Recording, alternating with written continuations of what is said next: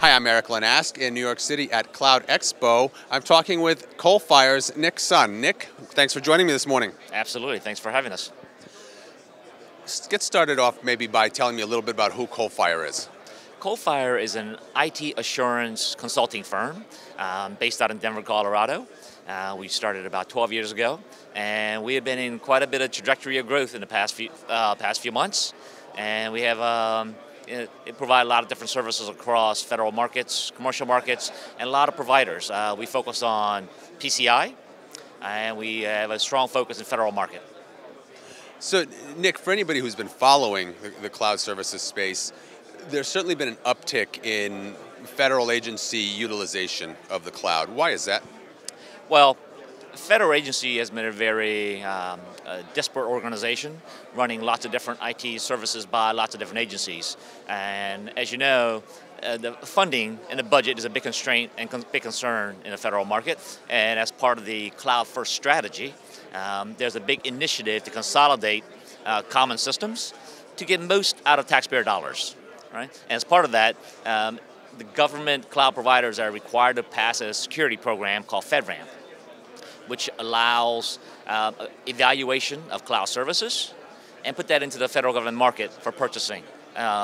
Again, to gain most optimal use of every federal dollar that's budgeted and allocated. What can you tell me about that FedRAMP process? FedRAMP process is a very high bar for a lot of cloud providers to jump over. And it is a costly process, it's a lengthy process.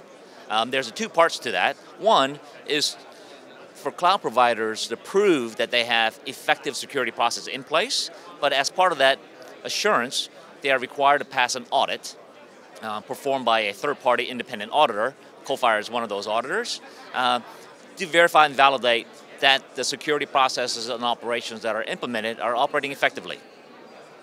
So as an auditor and as a consultant in the space, do you feel confident saying that cloud service providers that have made it through the FedRAMP process have the appropriate security and users and customers shouldn't feel have any concern over those security measures? Right.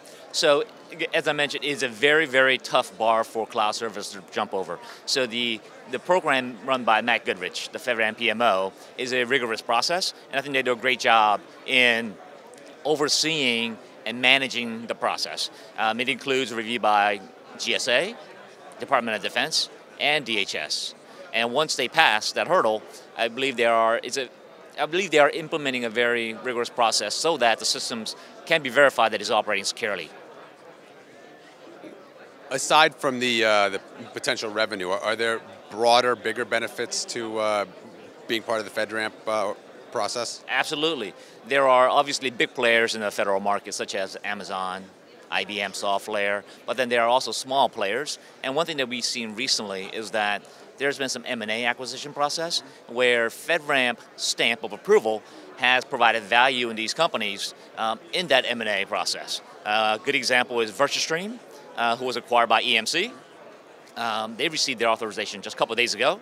Another one is Carpathia, got acquired by QTS, who's also a vendor here. So I know in speaking with them, it was a factor in consideration in their valuation. Now, is it a factor because you've got the acquiring companies are also eligible, or because they're looking to become so? So, for example, QTS was pursuing the FedRAMP authorization, but they haven't passed that bar just yet. So, it being a part of the decision process, since Carpathia has passed that bar, is a good way for them to integrate and get a quick jump into the federal market where they have quite a bit of presence. We've talked a lot about federal government utilization of cloud. What's the situation with state and local governments? Well, state and local is very interesting. Even though the legislation that requires FedRAMP is called Federal Information Security Management Act. Even though the states and local government agencies aren't required to comply with that, there are a lot of voluntary compliance by lots of different states. And another factor to consider is that if they're acquiring federal dollars or grant money and such, they by default are required to accept that regulation as their own requirement. So some are voluntarily accepting that as their standard. So effectively, FedRAMP authorization extends the opportunity far beyond the federal organization to state and local as well. Absolutely, absolutely. Think of it as if you are operating a healthcare exchange, for example, that are operating in the cloud, so every state may be required to pass that same level of rigor in their accreditation process. Do you also help help the cloud organizations, the cloud providers, with compliance issues? Absolutely. The challenge these days, there are so many different standards to pass through. There's HIPAA, high-tech, ISO. So there are cloud providers that are what we call chasing the badge to get many certifications as possible. And the most important thing that's happening these days, how do they perform all these certifications, achieve these certifications in the most optimal way, in a cost-efficient way. So we are helping clients analyze all the industry requirements, developing a process and a compliance program such that they can have required certifications while minimizing the costs that are associated with these certifications.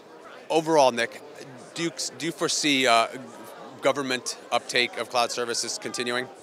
Absolutely. What is required in the federal market is competition. So since the bar has been so high, there has not been as many that's been approved to sell to the federal market. And you can't have effective competition without complementary services and competing services in that space. So there is quite a bit of push to get more service providers approved for that service. So I could only see this requirement and providers getting into the game and being approved in a more timely fashion.